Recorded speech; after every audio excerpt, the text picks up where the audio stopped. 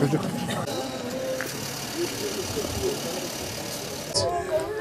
Tören programını arz ediyorum. Şehit naaşının defin yerine nakledilmesi.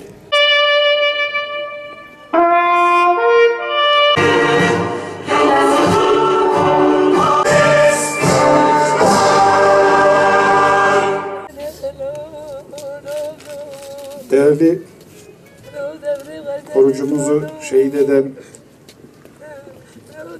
ölücü terör örgütüne dair burada söylenecek hiçbir sözümüzün olmadığını belirtmek istiyorum. Çünkü siyasette ve idarede şiddeti, silahı bir çözüm aracı olarak gören insanlarla konuşulacak hiçbir şey yoktur. Bizim muhatabımız bölgemiz halkıdır. Bu coğrafyada yaşayan insanlarımızdır. 30 yıldır bu bölge insanımız olduğu gibi suçsuz, günahsız, devletine bağlı, toprağına bağlı, coğrafyasına bağlı insanlar olur. Halbuki silah ve şiddete müracaat etmeden de bu ülkede dünyadaki gelişmiş ülke insanlarının yaşadığı gibi özgür, hür ve zengin bir şekilde adaletli bir ortamda yaşamak mümkündür. Biz zannediyoruz ki silaha başvurulduğu zaman birçok problemimiz çözülüyor.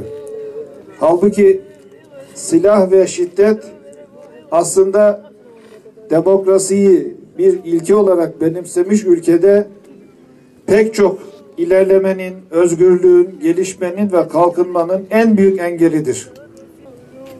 Eğer bu bölgede halkımızın diline, dinine, kimliğine yönelik gelişmeler olmuşsa bu belki 20 sene, 30 sene önce her halükarda olacak en büyük engeller maalesef bugüne kadar Türkiye'nin gelişmesini, kalkınmasını, huzurunu ve refahını engelleyen darbeler ve terördür.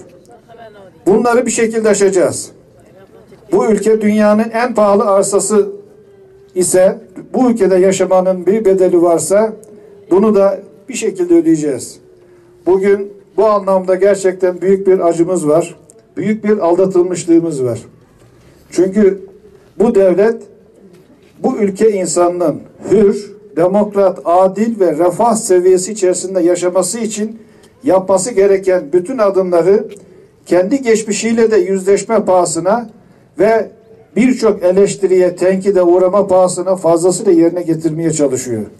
Batıdaki insanlar huzur ve konfor içerisinde yaşayacak ama onların huzur, konfor ve zenginlik içerisinde yaşamaları için bu coğrafyadaki insanlar ölecek, gözyaşı dökecek, yoksulluk içerisinde boğulacaklar. Bu film bir yerde kopacak. Dünyanın neresinde bir haksızlık, bir zulüm varsa biz kendimizi ondan sorumlu gören bir milletin evlatlarıyız. Ve buna müdahale ederiz. Biz sadece ülkemizden değil, dünyadan da sorumluyuz. Kürt ve Türk halklarının eşitliğini, birlikteliğini bir şekilde sağlamak mecburiyetimiz var. Çözüm sürecinin bir şekilde devam etmesine ihtiyacımız var. Çünkü bu çözüm sürecine bu bölgedeki teröristlerin de ihtiyacı var, bizim halkımızın da ihtiyacı var.